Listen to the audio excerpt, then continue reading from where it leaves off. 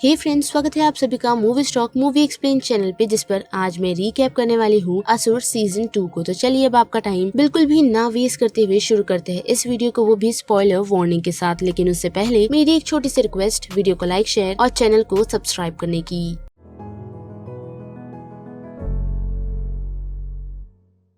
तो second season की शुरुआत हमें काफी सारे लोगों से दिखाई जाती है, जो सभी यही डिमांड कर रहे हैं कि केसर को जल्द से जल्द रिहा किया जाए, क्योंकि सीबीआई के पास ऐसे कोई ठोस सबूत नहीं जिसकी बुनियाद पर उन लोगों ने केसर को अब तक अरेस्ट करके रखा है। पर हम देख पाते हैं कि ऐसा होता नहीं और केसर को रिहा नहीं किया जाता। और वही दूसरी तरफ बात करें नैना की, जो काफी डेस्परेटली निखिल से डिवोर्स चाहती है। पर इतना ही नहीं, हम डीजे को भी देख सकते हैं, जो पीस ढूंढने के लिए निकला हुआ है, जिस कारण वो उस लिए अपना पूरा समय हिमाचल प्रदेश में एक धर्मशाला में गुजार रहा है। साथ ही हम पूरी टीम को भी देख सकते हैं, जो अभी भी रिकवर कर रही है, वो भी शुभ के लास्ट एनकाउंटर के बाद। पर इतना ही नहीं, बल्कि शुभ यही रुका नहीं और उसने अब एक न्यू कोऑर्डिनेट्स निखिल को भेजे हैं, जिसे कोऑर्डिनेट करते हुए वो लोग एक लोकेशन पर आ पहुंचे हैं, जहां उन लोगों के हाथ एक नई बॉडी लगती है। साथ ही उन्हें केसर की बात भी याद आती है, जिसने बातों बातों में उन्हें ये हिंट दिया था कि वो बॉडी एक पजल है। जी हाँ, सीबीआई को अपना एक नया केस सॉल्व करना है, वो भी मिल रही बॉडियों के बदौलत, जो उनके लिए पजल जैसा काम करने वाली है। जिस पजल को मिलकर पूरी टीम सॉल्व करने में कामयाब तो होती है, लेकिन अफसोस वो मर रहे तीनों टारगेट को नहीं बचा पाते। जी हाँ, लाइव टीवी पर असुर ने उन सभी के सामने 3 लोगों को मार दिया, वो भी उन्हें बिना छुए, जिससे पूरा शहर काफी घबराया हुआ है। और वही हम नैना को भी देख पाते हैं, जिसने अपनी मेड यानी कि स्वाति को ढूंढ निकाला है, जो शुभ के साथ मिलकर काम कर रही थी। और साथ ही वही रिस्पॉन्सिबल है निखिल और नैना की बेटी की मौत की, जिस कारण वो डीजे को ढूंढ उनसे हेल्प लेने का डिसाइड करती है। जिसमें पहले डीजे तो मना कर देता है, लेकिन एक बच्चा जो उन्हें आश्रम में मिला हुआ है, जिसका नाम आनंद है, उसके कहने पर वो नैना की हेल्प करने का डिसाइड करते हैं, जिसके लिए उन्होंने अब स्वाति को ढूंढ निकाला है, जो शुभ से ही बात तो कर रही थी, लेकिन डीजे और नैना के पहुँचने पर वो उन लोगों को कुछ भी नहीं बताती। और साथ ही उन लोगों की बात वहाँ यानी कि डीजे की बात वहाँ असुर से होती है, जिस ग्रजेस के चलते डीजे स्वाति को ही मार देता है और उसके मर्डर को शुभ पर पॉइंट कर देता है, ताकि उससे उन लोगों का रास्ता क्लियर हो जाए। साथ ही हम निखिल को भी देख पाते हैं, जो अपनी टीम के साथ मिल जो ऑफिशियल कामों को पूरे लॉयल्टी के साथ कर रहा है। तो वही डीजे और नैना अपनी टीम के साथ मिल इस केस को अनऑफिशियली कर रहे हैं, यानी कि इलीगली। तो यहाँ से ये दोनों टीम दो अलग पार्ट में बढ़ चुकी है, क्योंकि डीजे को जैसे कि सस्पेंड ही कर दिया गया है, जिस कारण वो अपनी टीम के साथ ऑफिशियली काम नहीं कर पा रहा। लेकिन वही हम निखिल को देख पाते हैं, जो ऑफिशियली काम तो कर रहा है, और साथ ही उसे उन 3 बॉडी में से एक बॉडी में से पीस मेकर मिला है, जिससे कोई भी इंसान को कार्डियक अरेस्ट कभी नहीं आ सकता। लेकिन उन तीनों की मौत में एक चीज कॉमन है, कि उन तीनों को एक ही साथ कार्डियक अरेस्ट आया था, जिससे निखिल और उसकी पूरी टीम काफी ही शॉक है। और वही दूसरी तरफ हम डीजे को देख पाते हैं, जो वाराणसी जाने का डिसाइड करता है, जहाँ जाकर वो ये सोच रहा है कि जल्द से जल्द शुभ के बारे में वो कुछ इन्फॉर्मेशन निकाल पाए। जिन इन्फॉर्मेशन में से उसे एक इन्फॉर्मेशन ये पता चलती है कि शुभ जेल से भागा तो था, लेकिन अकेला नहीं, जिसके साथ और भी 3 लोग थे, जिनमें से एक शख्स को शुभ ने खुद मारा था, क्योंकि उसे उस शख्स की जरूरत नहीं थी। और वही उसके बचे 2 लोगों में से एक की ऑलरेडी मौत हो चुकी है, लेकिन अभी भी एक शुभ के लिए काम कर रहा है। फिर से बड़े निखिल की तरफ तो हम देख सकते हैं कि उसकी टीम मिलकर ये जानने में कामयाब होती है कि उस पीस मेकर को हैक किया गया था, जिसे ज्यादा दूर से नहीं बल्कि कुछ दायरों में रहकर ही इस्तेमाल किया जा सकता था, और उसी से ही उस शख्स को कार्डियक अरेस्ट आया था। और काफी सारी फोटोज यानी कि हॉस्पिटल के आसपास के सारे फुटेजेस को चेक करने पर निखिल और उसकी टीम को एक शख्स पर शक हो जाता है, जिस शख्स का वो लोग घर ढूंढने में भी कामयाब होते हैं, लेकिन वहाँ पहुँचने से ही पहले वो शख्स ऑलरेडी गायब होता है। पर शुभ ने यहाँ से उन लोगों को खाली हाथ नहीं जाने दिया, बल्कि वहाँ उन लोगों को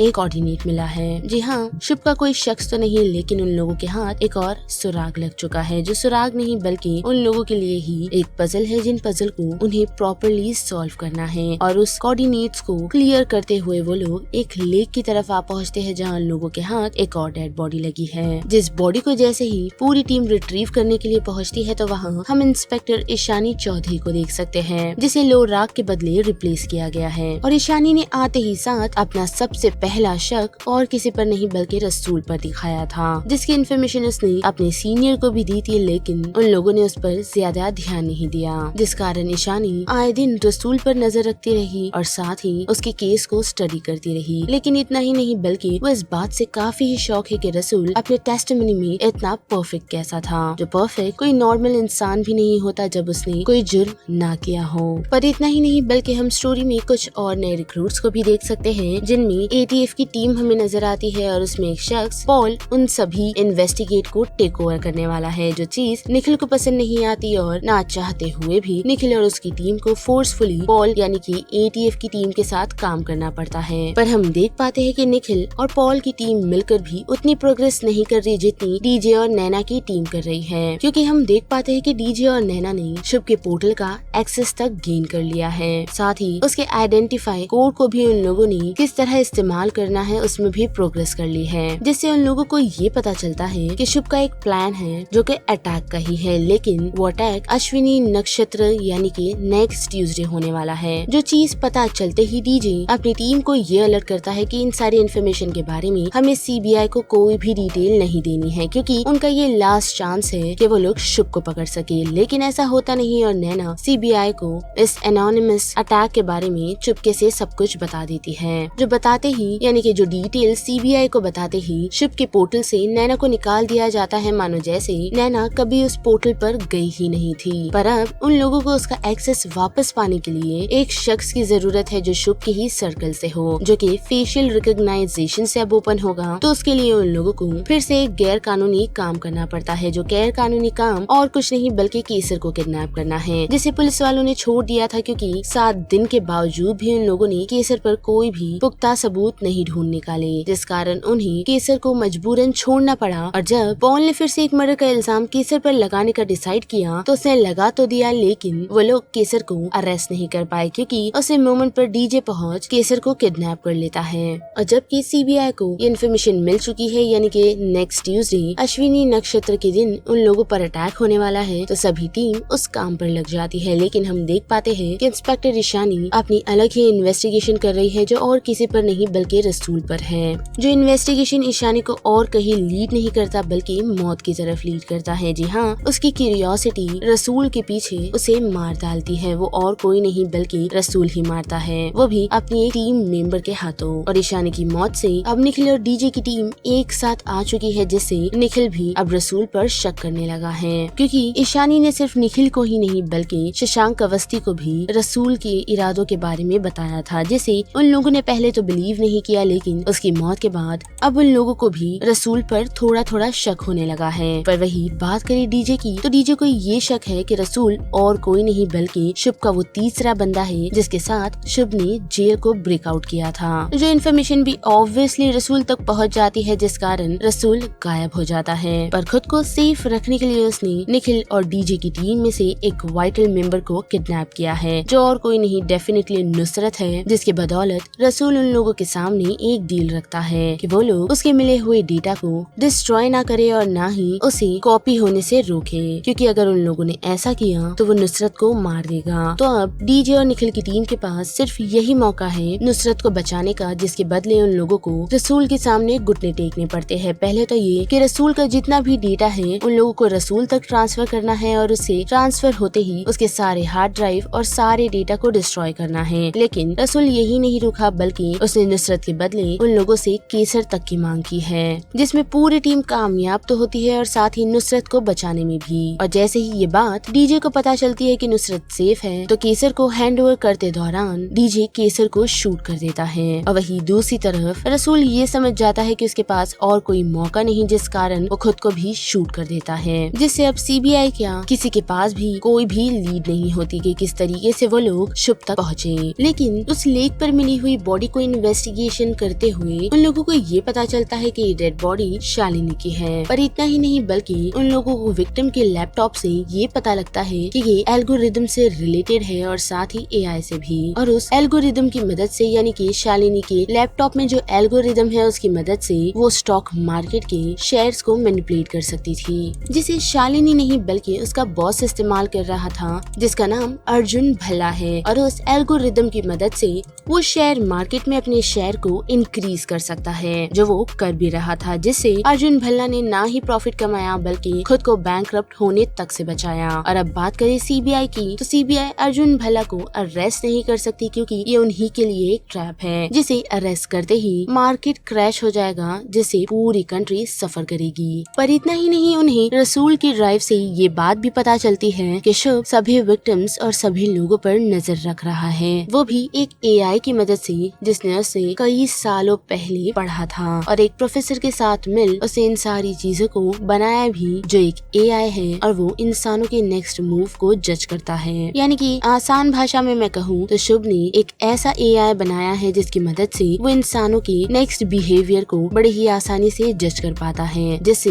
अब निखिल को और डीजे को, साथ ही सीबीआई को ये समझ आ गया है कि सभी लोग शुभ के लैब रैट्स थे। जी हाँ, वो अपना एआई प्रोडक्ट उन सभी पर टेस्ट कर रहा था। तो अब सबसे बड़ा सवाल ये है कि किस तरह काली युगा के प्लान को वो अपने पीक पर लाता है, जिनमें हम देख पाते हैं कि रसूल का एक वीडियो वायरल हो जाता है जो कि अर्जुन भल्ला के स्कैम का ही है। साथ ही वो उस वायरल वीडियो में ये तक कह देता है कि सीबीआई ने इन सारी बातों को एक्सपोज नहीं किया, जिससे लोगों का आत्मविश्वास सीबीआई क्या गवर्नमेंट से तक उठ जाता है और साथ ही पूरा मार्केट क्रैश हो जाता है, जो चीज शुभ चाहता था। जी हाँ, लोगों का भरोसा अब सिस्टम से उठ चुका है, यानी कि काली युगा उसके पीक पर पहुंच चुका है, जो कि शुभ का एक्चुअल प्लान था, ताकि वो लोगों से राइट्स करवा सके, चोरियां करवा सके और साथ ही दूसरे लोगों की वो जान बड़े ही आसानी से ले सके। लेकिन शुभ यही नहीं रुका, बल्कि उसने लोगों को इस तरह बेवकूफ बनाया, वो भी उन लोगों के ही फोन को हैक कर, साथ ही उन लोगों की फोन की मदद से उन्हें रिकॉर्ड कर उस पर फेक एडिटिंग करके, ताकि वो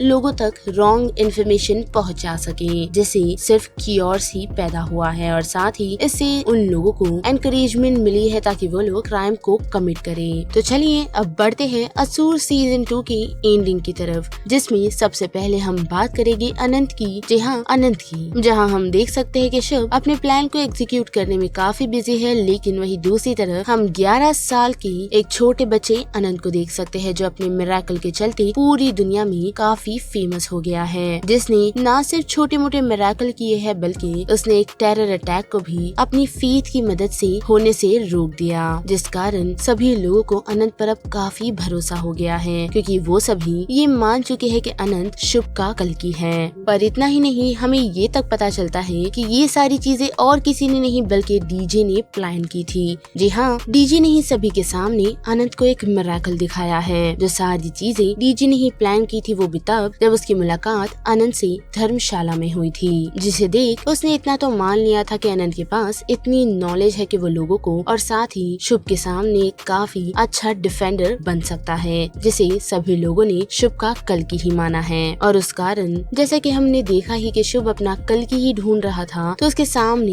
एक चैलेंज यानी कि कल्कि बन अनंत खड़ा है। पर इतना ही नहीं, बल्कि डीजे को ये तक पता है कि एक छोटे बच्चे यानी कि 11 साल के बच्चे को उसने शुभ का टारगेट बना दिया है, जिसे वो किसी भी कीमत में प्रोटेक्ट करेगा। पर इतना ही नहीं, बल्कि वो अपने प्लान में भी कामयाब हुआ है, जिससे शुभ ने अनंत को लाइव टीवी पर चैलेंज किया है, वो भी एक डिबेट के लिए, जिसके लिए अनंत रेडी है। लेकिन उस डिबेट के दौरान अनंत के सामने एक ऑफर रखा जाता है, वो भी 2 बटन्स के साथ, जिसमें अब उसे ये फैसला करना है कि वो किन लोगों को मारना चाहता है, जहाँ एक तरफ गॉड के बिलीवर है और वही दूसरी तरफ नॉन बिलीवर्स, जिन्हें गॉड पर नहीं बल्कि सबूतों पर भरोसा है। साथ ही शुभ ये भी देखना चाहता है कि ये गॉड यानी कि अनंत किन लोगों को बचाना चाहेगा, और साथ ही सूरज डूबने से पहले अनंत ने कोई भी डिसीजन नहीं लिया तो इन दोनों ग्रुप के लोगों को मार दिया जाएगा। लेकिन इस बार डीजे ने ये डिसीजन लिया है कि वो कोई भी बटन को चूज नहीं करेंगे, बल्कि डीजे उस बटन को ही डिस्ट्रॉय कर देता है और शुभ के एक फॉलोअर्स के लैपटॉप की मदद से उन लोगों को अटैक की वो दोनों लोकेशन भी मिल जाती है। जिसमें पहले लोकेशन की बात करें तो मुक्ति घाट है, जहाँ पर अनंत का कोरोनेशन होना है, जहाँ गॉड के बिलीवर्स गैदर होने वाले हैं, और वही दूसरी तरफ यानी कि दूसरे अटैक की बात करें तो वो एक कॉन्फ्रेंस सेंटर है, जहाँ वर्ल्ड के पूरे साइंटिस्ट आए हुए हैं, जहाँ लोग मौजूद है जिन्हें गॉड पर नहीं बल्कि फैक्ट्स और सबूतों पर भरोसा है, यानी कि नॉन बिलीवर्स। तो हम देख पाते हैं कि डीजे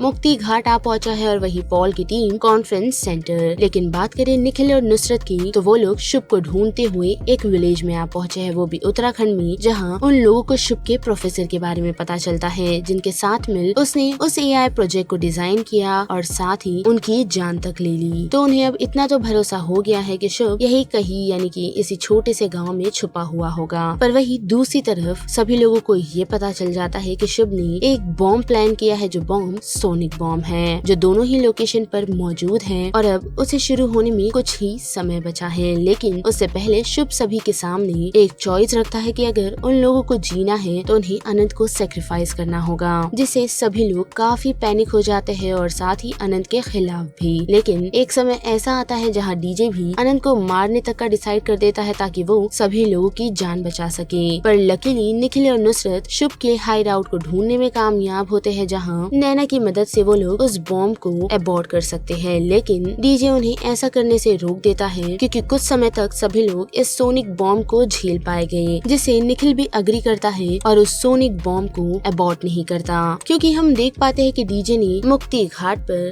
शुभ को देखा है और साथ ही वो उसे शूट तक कर देता है, जिसके बाद वो निखिल को इस सोनिक बॉम्ब को अबॉर्ट करने के लिए कहता है, जिसकी मदद से सभी लोग बच भी पाते हैं। लेकिन साथ ही शुभ उस स्पॉट पर इसीलिए पहुंचा था ताकि वो सभी लोगों को मरते हुए देखे, पर ऐसा हुआ नहीं, बल्कि उसका उल्टा हुआ और अब वो डीजे के हाथ लग चुका है। जिसे मिलने पर शुभ डीजे को यही बताता है कि उसके पास अब कुछ भी नहीं, बल्कि उसने एक 11 साल के बच्चे को मारने तक को उसे मजबूर कर दिया था। पर डीजे उन सारी बातों पर ध्यान नहीं देता और उसे कहता है कि उसने नहीं बल्कि शुभ ने सब कुछ खो दिया है। साथ ही वो उसे ये तक कहता है कि उसके एआई ने ये प्रेडिक्ट नहीं किया था क्या, बल्कि वो उसके बदले उसे ये कहता है कि कोई तो है जो उन्हें देख रहा है और शुभ जैसे लोगों का प्लान कामयाब होने नहीं देता, यानी कि वो कभी शुभ जैसे लोगों को जीतने नहीं देता। जिसके बाद शुभ को अरेस्ट कर लिया जाता है क्योंकि डीजे उसे शूट नहीं करता, ये ही सोचते हुए कि वो उसे मुक्ति नहीं देना चाहता। जिसके बाद हम देख पाते हैं कि फाइनली निखिल नैना को डिवोर्स पेपर दे देता है और वहाँ से निखिल सीधा शुभ से जेल में आकर मिलता है, जिसने